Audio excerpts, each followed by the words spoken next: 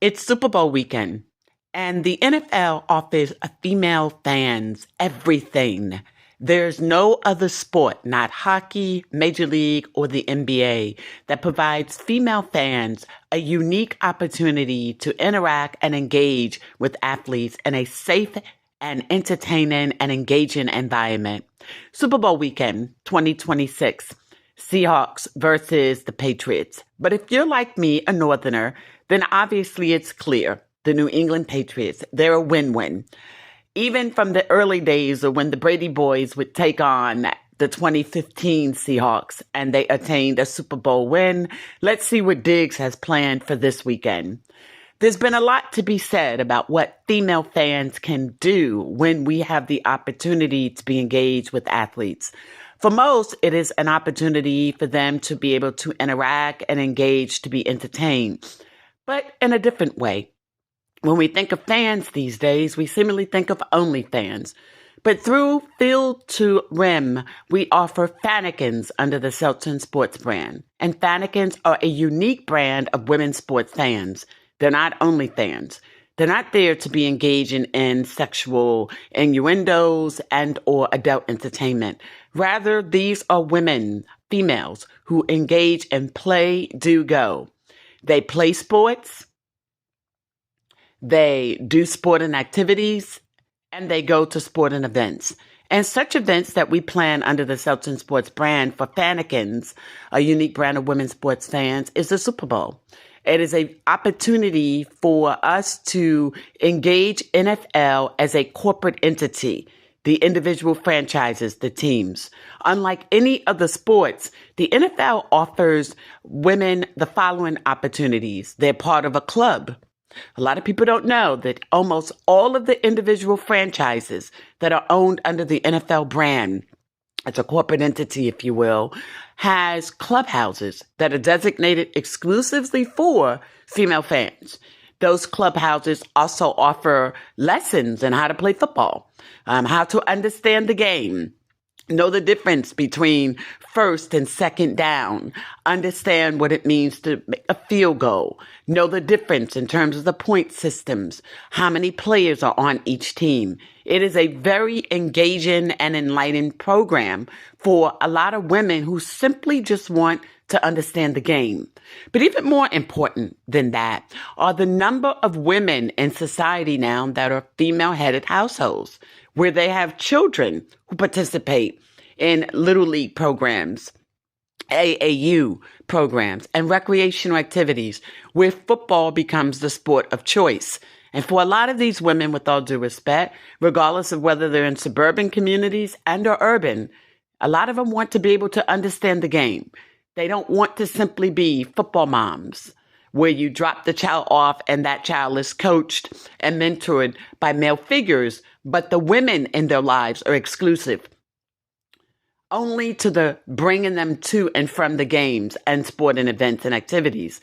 So for programs like the NFL clubhouses, they offer those type of moms an opportunity to bring their boys or their daughters with them to play the game. And so for this weekend, for Super Bowl weekend, there are a host of activities that are available. And the blessing is it's not simply for those who can make it to LA. It's for those who are locally connected with the individual franchises. And some of these franchises continue to host these events, including game night, where people can enter into certain spaces, and some of the ticketed prices and some are not, where they can actually bring family and friends as women and sit there and enjoy the game. And not to say that they do like the men, obviously, but for some of these women, it might be an opportunity for them to have a drink, and maybe for them to have food, and engage. So it's eat, it's entertain, it's engage, but it's in a safe environment where women fans don't have to feel as if the only time they can connect with athletes is in an environment where it's adult entertainment, or an environment where they're looking for something between them and the athlete themselves. That's not what the NFL is doing. Statistically speaking, and based on research and data, the NFL has the largest sector of female or women fans than any other sport. not hockey, not Major League, not the NBA. What drives women to enjoying men on the football field? Again, it does start in part with some of the girls or young women who have grown up in households like myself with guys who play football or in communities where recreational. But it's also a camaraderie that football offers. Football, when you think of it, you think of family, friends, food, fun, fellowship. That is everything that women stand for. Oh, excuse me. That's everything that we as women, we stand for. We want the opportunity to bring everyone to our homes, regardless of where and how you live, suburban, urban, or rural. You want your home filled with, good foods, good people, and fun. That's what we want. That's what we look forward to doing. That's what the NFL offers us. Before you get to the football segment, it's family, it's friends, it's food, it's fun. You could stop right there for most women. That's the environment that is conducive to why there are so many female fans of football. Imagine that. The female fans of football. The NFL offers us that opportunity to do just that. And when we have that, you have the opportunity for fellowship. So whether you have women in the home who are going to watch the game and be dressed up in jerseys, another thing that the NFL offers women is exclusive for women as well, is the opportunity that we brand. We get to wear these, the games, the teams that we're supporting. I have a jersey. So my jersey would be New England, of course, obviously, right? It's not going to be Diggs, right? But, wide receiver. We'll leave that to Cardi B types, no problem there. But after 11 years in the NFL, this is the ring that he's going to try to attain. Good for him. But even in that, you have women who appreciate and value the game where we follow the athletes, but not through an engaging a DM type. Not direct mail type, right? But rather, who are they? How long have they been playing? What is it that they're doing? We also tend to get involved in trying to understand some of their personal lives. The NFL gives you a platform to do that. So, I consider myself a Stroud girl. I love CJ Stroud and Jordan. And so there are other QBs in the game that drive us to the field to watch.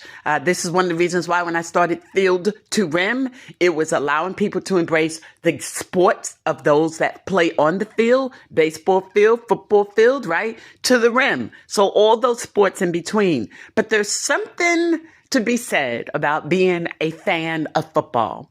And whether you sit through the entire game or not, the fact of the matter, because next to baseball, it's a long game, right? But whether you sit through the entire game or not, you already have women who are sitting and say, well, we'll watch Lifetime.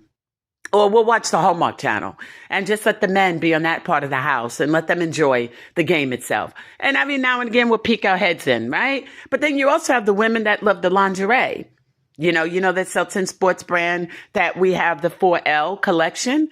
It's lingerie, loungers, leisure wear, and logos, right? And so for those of us who fit in that category, you may want to entertain at halftime, right? Your halftime show may not be Bad Bunny, right? It may be more like Playboy Bunny, okay? That's up to you, okay?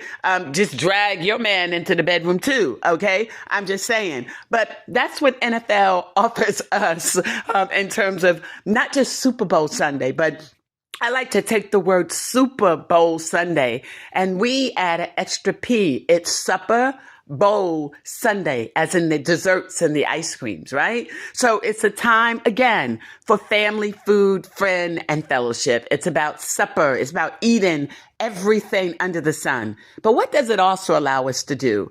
There's a lot of people who, because they focus on how late Super Bowl Sunday's becoming, can you continue to engage family like we used to? It was a time where the game came on 2 hours earlier and you had a few hours on a Sunday night to enjoy the Super Bowl. Even when Monday Night Football came and then they moved it to Thursday, there were questions about how late the game is becoming? And can we continue to make it a family event where the children can stay up to watch the game? Years ago, used to be able to watch it on Sunday, Super Bowl. It used to come on after ABC's Disney would come on. And then you watch the Super Bowl. It was the one night on a Sunday where you could stay up late. And late back then meant that it ended around 8 o'clock. Now, it's not ending at 8 o'clock. Now the game ends closer to 10, sometime 11-ish. And with it being in LA, it'll be even late because it's the West Coast, which is an issue that we have. The other thing that is taking concern is the people who are being asked to perform at halftime. You know, when you have people promoting an LGBTQIA agenda, for some families, that's offensive. We know Bad Bunny is a Puerto Rican artist who drags. He dresses like a woman at times. And so that's offensive to a lot of families in America. And I'm going to say this, even if in some of those who are part of the LGBTQIA community who themselves say enough is enough already, let these children choose. No one needs to be pushing that agenda for them. The same is true when they had Usher perform, an African-American male. Usher had been sued for spreading herpes and other diseases throughout the Black community. And so that was a major issue that people had to take. And now you're bringing this person on a platform. So the persons responsible for promoting these activities, some say it's in combination with Carter, Jay-Z, Sean Carter, you know, those SNC collection, Sean Combs, Sean Carter, right? Okay. We hear a lot of things these days. And so what we want to make sure is that we have the right name. All right, Jay-Z. This one's Sean Carter's business, the NFL, respectfully, at least under this brand. And so Rock Nation as well. And so in that light, when thinking about that, we have to ask ourselves in terms of diversity, what was he thinking about? It seems to me that he's the last to generally know that the names are presented to him and he simply either agrees or disagrees. And whether he disagrees or not, those people are going to perform regardless. But to me, when we think of diversity, we don't need to always be inclusive of LGBTQIA. Sometimes when we think of diversity, the goal was there was a time when for all these decades, there were not African-American performers. And so that was supposed to be the lens that Mr. Carter was supposed to be able to invoke, not trying to promote that in and to be inclusive of members of the LGBTQIA community. Again, a Super Bowl is a family event, but NFL is a female event for a lot of us who love football. Again, it opens gates and doors for us unlike no other. But when we look at it through gender, it does not mean that we have to be inclusive of those who have sexual orientation identification gender issues, respectfully. Okay. And so that's important for us, particularly those of us who are moms. And want your children to be able to choose for themselves. And or now because we're in an info-techno era, where a lot of the Gen Zs and younger will go to the computers to immediately understand who are these people performing? What is their background? And then you learn that these are people who are members of the LGBTQIA community. So this is what they're promoting. And so children have questions these days. So we want to make sure that NFL Sundays and whether it's Monday or Thursday night football, that you continue to embrace and provide programs and services for those of us that are female athletes, and for those of us that play, do, and go, who either play the game, do sporting events and activities, or go to sporting events activities, that we feel we're in a safe environment, an embracing environment. But more importantly, that we never forget our roles as moms too. And in those capacities that we're able to offer unto our households a safe and nurturing environment to enjoy football, enjoy the game. I know halftime show is critically important for some, but it should never take away, those few minutes should never ever take away from the game itself and what teams like the Seahawks and Patriots have done to get there. And for all those in the AFC and the NFC who worked diligently throughout the season to get there. We want to make sure that as the NFL works toward diversifying, that it never forgets the two groups who also represent the NFL. We're not AFC and NFC. We're men and we're women. We are those who support the craft and support the game. We are the fans. Let it never be said that we forget who they are too. And as we move forward and trying to open the doors and the eyes of those who want to enjoy football, let us continue to embrace the female fans.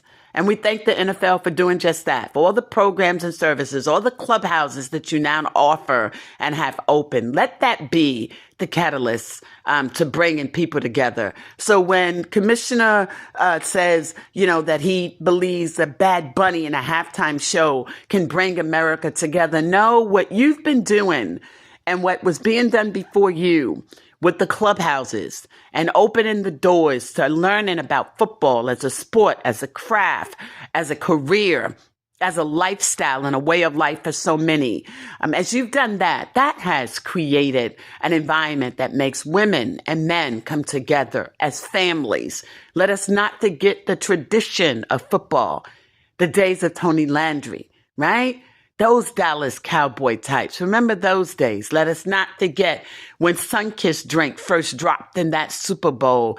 It was the Pittsburgh Steelers and the Denver Broncos. Let us not forget that tradition of football and what it meant for families, friends to come together for food and fun and fellowship over the game we call football. Super Bowl Sunday. It was a day when we ate our biggest meals on Sunday. It was a day when we had our bowl of snacks and our desserts was ice cream and cakes. Remember that. It's Super Bowl Sunday. Thank you for joining me. This is Lisa Hampton. Love is selflessly authentic. Having all money, power, talent, opportunities now. Enjoy your Super Bowl. We will. Fannikins, we're here.